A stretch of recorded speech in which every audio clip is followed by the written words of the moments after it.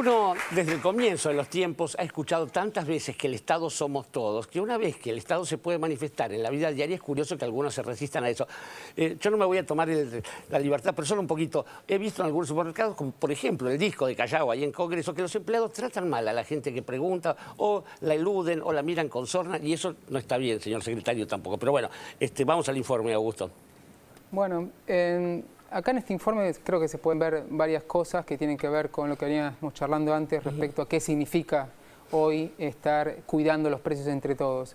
En primer lugar, me parece que la conciencia que se tiene respecto al tema de precios, gracias también a muchos medios y muchos programas como este, por supuesto, que realmente ponen las cosas donde las tienen que poner, es que se está poniendo de manifiesto el proceso social que está detrás de la formación de precios y que tiene que ver con justamente esta disputa distributiva entre los diferentes eslabones de las cadenas de valor respecto a los márgenes y a la apropiación de la renta. Es decir, los precios y los márgenes que cada uno de los eslabones se apropia no son un designio divino, no son cuestiones esotéricas y metafísicas, sino que tienen que ver con esta disputa por la apropiación y que cuánto se queda cada uno, incluyendo al consumidor, depende de los márgenes y los poderes de mercado que tiene cada uno. Es decir, en la medida en que uno tiene capacidad de formar precios, porque tiene una posición dominante en un mercado, se apropia además parte del valor de la renta, claro. Y eso quiere decir que le saca a otro o que le carga a otro más de lo que tiene que pagar. Entonces, ahora, perdón, sí. Augusto, una clarificación. Por ejemplo, la doctora Carrillo dice, los empresarios no tienen la culpa del aumento de precios. ¿Cómo se lee eso? ¿Dónde queda Bueno, evidentemente no ve ni siquiera los programas que a ella le gustan, porque creo que, y los medios que ella lee, porque creo que esos medios y esos programas nos están dando la razón también. Por ejemplo, ahora me pareció muy interesante, pese a que desde el primer momento que se lanzó la política hubo toda una campaña y una apuesta muy fuerte al fracaso, ¿no? Que, como comentaba la otra vez, del día 1 estaban esperando ver si estaba el producto en la góndola, ¿no? Salen a decir que no había nada nunca, bueno. Ahora, esta semana, ustedes creo que lo pasaron en algún informe, La Nación salió a relevar precios de la canasta de precios cuidados y prometió hacer un relevamiento mensual de la canasta, ¿no?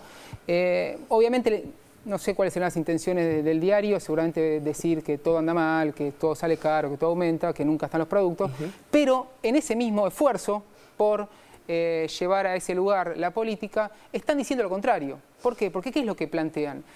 Hay una dispersión de precios tal que el mismo changuito, la misma canasta de precios cuidados, en un supermercado o en otro, incluso en el mismo barrio, salen con un diferencial de precios muy importante. Y respecto a otro tipo de formato de comercialización, más todavía. Entonces, se están dando en el corazón, me parece, de la política de precios de una manera muy certera, que es que la dispersión de precios es un problema porque cuando uno paga más lo que en otro changuito, en otro supermercado, sale menos, quiere decir que alguien se quedó con eso. Claro, y eso no fue el gobierno. Eso no fue el gobierno de ninguna manera. No fueron los trabajadores, no fueron los consumidores. ¿Quién fue? Alguien que tuvo la capacidad de formar precios y de quedarse con parte de la renta. Y eso es o el supermercado o la empresa proveedora de los supermercados que le vende más caro a unos y por lo tanto el comerciante tiene que cargar más precios porque viene arrastrando un costo mayor. Entonces, eso no son empresarios. ¿Qué son para la señora Carrió esa gente? No lo entiendo. Entonces, ahí queda muy claro que algo deben tener que ver. Y de hecho tienen bastante que ver. Y en este informe también me parece que se ve justamente la oposición como a quién defiende o en cierta sentido cómo encara el problema y cuál es la visión respecto al problema de los precios. Y hoy leía el chiste de Daniel Paz y Rudy en la tapa de página 12 que pareció muy revelador porque había un comerciante que le ofrece, había un cliente, tengo la yerba de precios cuidados a 18 o otra a 30.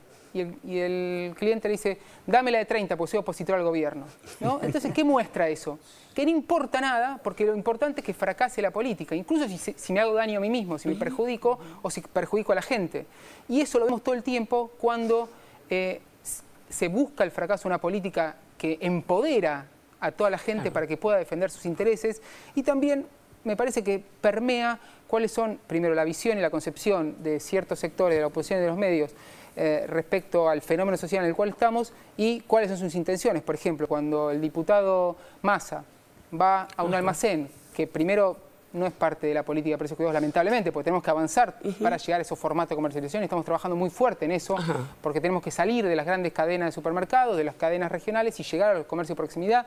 Es todo un esfuerzo que estamos haciendo ahora, pero bueno, él fue a un almacén y fue a decir que no se cumplía la política de precios cuidados, que los proveedores no entregaban los productos, y en vez de decir, bueno, entonces voy y denuncio en el 0800 a la Secretaría de Comercio, hago algo al respecto, me tomo la iniciativa, le echa la culpa al gobierno de que nada funciona porque no le entregan los proveedores a un almacén. ¿Dónde está el gobierno y qué tiene que ver? Entonces, ahí queda claro... Hay que entender, secretario, que en el caso de Massa también criticó un proyecto que no está presentado. Entonces es mejor trabajar sobre lo irreal. Por eso, pero ese es un ejemplo, porque después tenemos también ciertos sectores sindicales que dicen ¿por qué tengo que salir a cuidar precios, a relevar precios? Bueno, el mismo La Nata, ¿no? Esto lo tengo que hacer yo. Me decía el secretario de Comercio, yo tengo que salir a hacer algo que él cree que no tiene que hacer. Entonces ahí me parece que lo que se trasluce es la culpa o es del gobierno o es de los trabajadores, ¿no? O sea, no es de otro que no sea gobierno o trabajadores. Y por eso, detrás de todo esta caracterización, esta concepción, está cuáles son las políticas antiinflacionarias que se plantean que el gobierno no tiene, que son ajustar el gasto público, porque la culpa es del gobierno, o reprimir salarialmente a los trabajadores. Cuando estamos escuchando últimamente, bueno, la gente no le molestaría ganar un 10% menos, que lo dice el mismo La Nata, bueno, algún diputado de la oposición. La gente está canchera, dijo Solá, sí. Claro, entonces, claro, la gente está canchera y no le molesta que le bajen el sueldo. Entonces, ¿pero por qué? Porque lo que está detrás es que la culpa es del gobierno y de los trabajadores, no de los empresarios, a los cuales no escucho cuestionamientos, y hay empresarios que son muy responsables y hay empresarios que no. Y cuando tenemos esa diferencia, hay responsabilidad y los que se hacen los vivos, los que se aprovechan, se quedan con lo que es de todos. Entonces, ahí me parece que este gobierno está demostrando que no tiene el programa que tiene cierto sector de la oposición, los medios, que es justamente el ajuste salarial y el ajuste del gasto público, no es más ni menos que el ajuste de todas las conquistas en materia de programas sociales, en materia de fomento y motorización del mercado interno que el gobierno con su política macroeconómica viene llevando adelante. Es eso lo que está detrás y se les escapa acá. Entonces nosotros vamos a ir apostando por crecimiento con inclusión social y vamos a seguir trabajando en lo que es la cuestión de los márgenes de rentabilidad a lo largo de las cadenas de valor, porque ahí está una disputa central que tiene que ver con quién se queda con el valor generado en la economía argentina. Y cuando nosotros, por ejemplo, escuchamos a empresarios que con la excusa de la devaluación, como decía el ministro Kicillof, creo que la última vez que vino acá, porque hay más humedad o porque perdió Boca ayer, y bueno, entonces subo los precios, ¿no? ¿Cómo se abusa, secretario? Está bien. Sí. Te la tenía que mandar porque gracias, estoy realmente muy contento por el resultado de ayer. Entonces, la verdad es que cuando se agarra cualquier excusa para que un eslabón le pase al otro un aumento, y en este informe también aparece como un aumento en un insumo de 8%, después en el siguiente eslabón se trasluce en un 40% y termina el consumidor pagando un 60% de aumento cuando no pasó nada, más que alguien se aprovechó. Entonces, esas son las cuestiones que hay que resolver. Y no se resuelve sacándole la plata del bolsillo a los trabajadores. Porque si no tiene plata, nadie se puede quedar con lo que no le corresponde. Y se resuelve trabajando con todas las cadenas de valor. Creo que es importante destacar que en el mensaje de la presidenta hubo este mensaje implícito también, que es una obviedad. Algo así como que a la Argentina le vaya bien, nos involucra a todos. Esto que fue razón de Estado con los fondos buitre, con la Fragata Libertad, ahora se manifiesta en el día a día de los ciudadanos, ¿no? Dante Palma. Sí, y yo ya que lo tengo a gusto y le quería preguntar, bueno, iba a preguntar por el resultado de Vélez, pero ya que lo manifestó... Pero caramba, la línea de Fortini implicó un genocidio, así que no jorobemos. Gracias. Bueno, por eso, ya que hablamos de rentabilidad, ¿no? Porque ahí en el informe, bueno, el Navarro mencionaba los enormes ganancias que tienen varios empresarios, especialmente con la fruta, con las verduras, etcétera. Y pensaba también, bueno, eso, que uno va al supermercado y se encuentra con una yerba a 27 pesos y con otra yerba a 45. Entonces digo, la pregunta es, sin que usted me indique los márgenes de rentabilidad de esas empresas, que no tienen por qué saberlo, pero las empresas que firmaron el acuerdo de precios, ¿pierden plata? Obviamente los empresarios siempre dicen que pierden plata, pero en el caso de los que firmaron el acuerdo, y esto es algo central y me parece, Dante, está buena tu pregunta, porque lo que tiene como característica esta política de precios, contra lo que dicen muchos de que es un congelamiento, que genera quebrantos económicos, pérdidas, es que los precios incorporan márgenes de rentabilidad que dentro de lo que son las condiciones de economía se consideran aceptables o razonables. Entonces, durante todo el mes de diciembre, en un contexto muy particular, porque estábamos en medio de lo que era toda esta burbuja especulativa, que después fue contra el tipo de cambio, contra las reservas, con que se caía el mundo, bueno, en ese momento discutimos también con los precios, etc. En ese momento discutimos con cada empresa muy seriamente respecto a los precios a los cuales los proveedores le van a entregar a los supermercados y los supermercados al consumidor, justamente para encontrar márgenes de rentabilidad razonables que no impliquen quedarse con lo que es de otro, pero que no le genere pérdida a nadie. Entonces, desde el punto de partida, teníamos precios que son aceptados como razonables por las empresas. Por lo tanto, y es muy importante lo que decís, cuando ahora van a decir que porque subió el tipo de cambio, pasó no sé qué, bueno, esos precios ya no son rentables.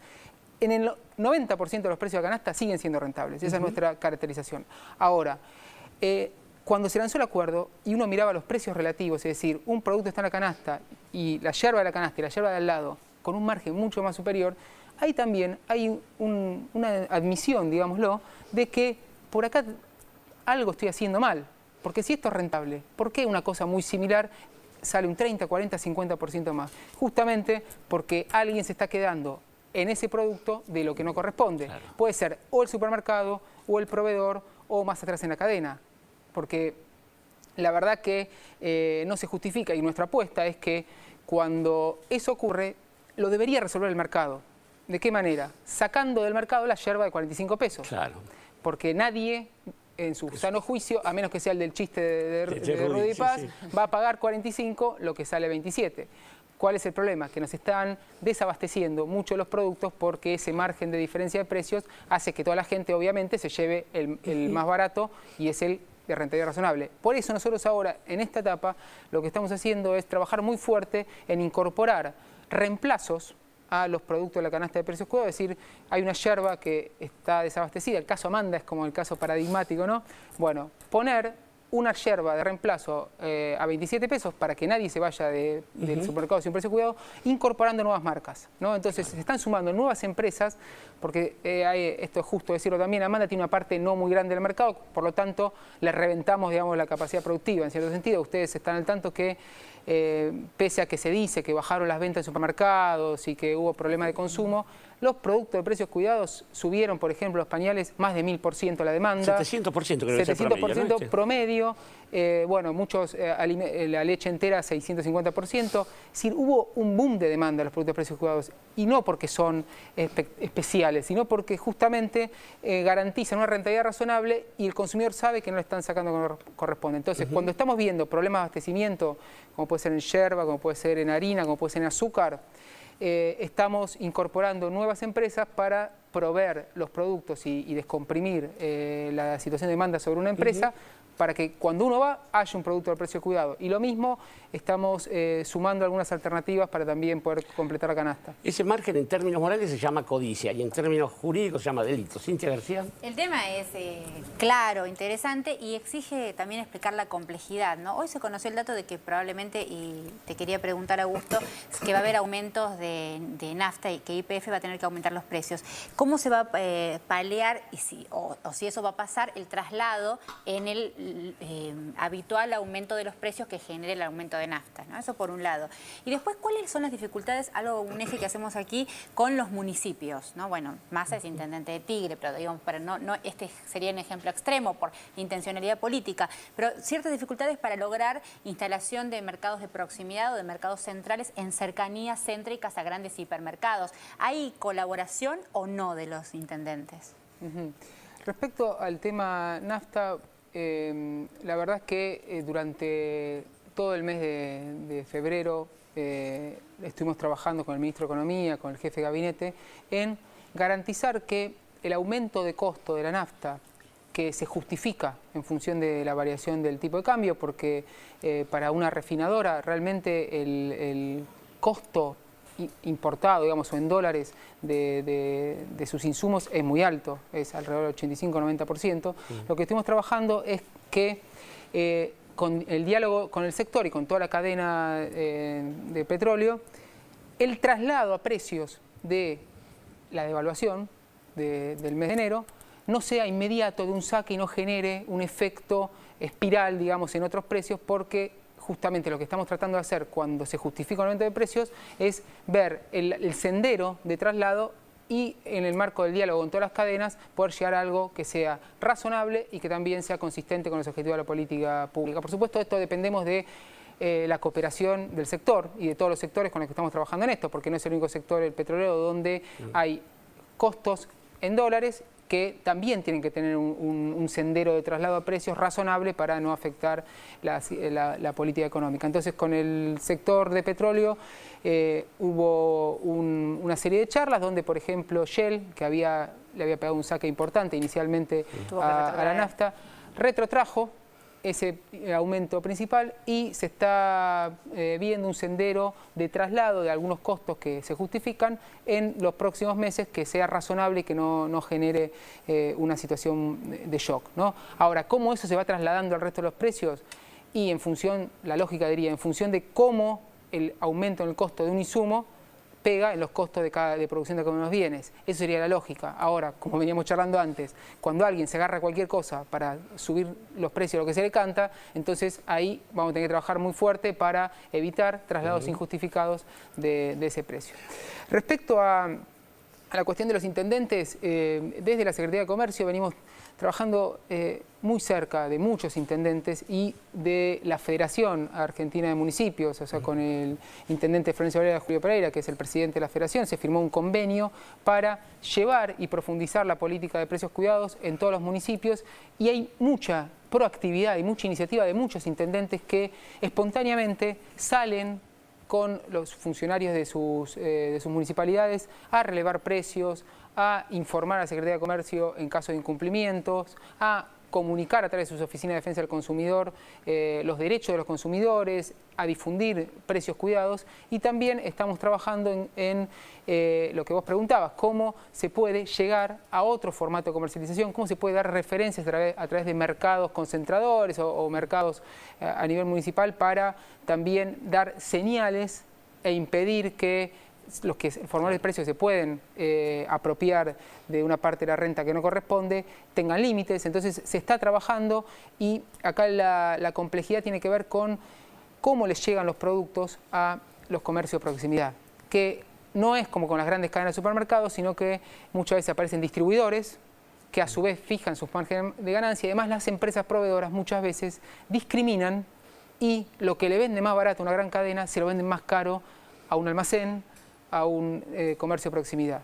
Eso es una política que estamos viendo por parte de las empresas, que es histórica, no es de ahora, obviamente, pero esa discriminación, primero, genera un efecto regresivo, porque le estamos pegando más al tipo más débil, y por otro lado, impide avanzar con la política de precios cuidados hacia donde hay que avanzar. Entonces, lo que nosotros estamos haciendo junto con los intendentes, gobiernos provinciales y la Secretaría de Comercio es trabajar en las denuncias que recibimos por aumentos injustificados de precios a este tipo de comercios. Estamos haciendo acuerdos con mayoristas también para tener una canasta de precios cuidados para los negocios de proximidad, y de esa manera integrar a todos los formatos de comercialización también al acuerdo. Es complejo porque la verdad que las maniobras de muchas empresas son realmente muy complicadas, pero y la verdad que los instrumentos que tenemos, como decía la presidenta, existen, pero hay que potenciarlos. Y eso es una responsabilidad tanto del Ejecutivo, del Legislativo, de la Justicia, para que en conjunto el Estado argentino tenga la posibilidad de poder impedir los abusos por parte de todas las empresas. Además, si uno, Augusto, mira de pronto a un supermercado y dice yo te conozco, bueno, uno ya más o menos sabe de qué se trata. Lo que pasa es que si lo busca por la compu, por internet, ya no te reconozco. Coto, y ¿qué pasa con los precios cuidados con Coto Digital? Digo, vamos al informe.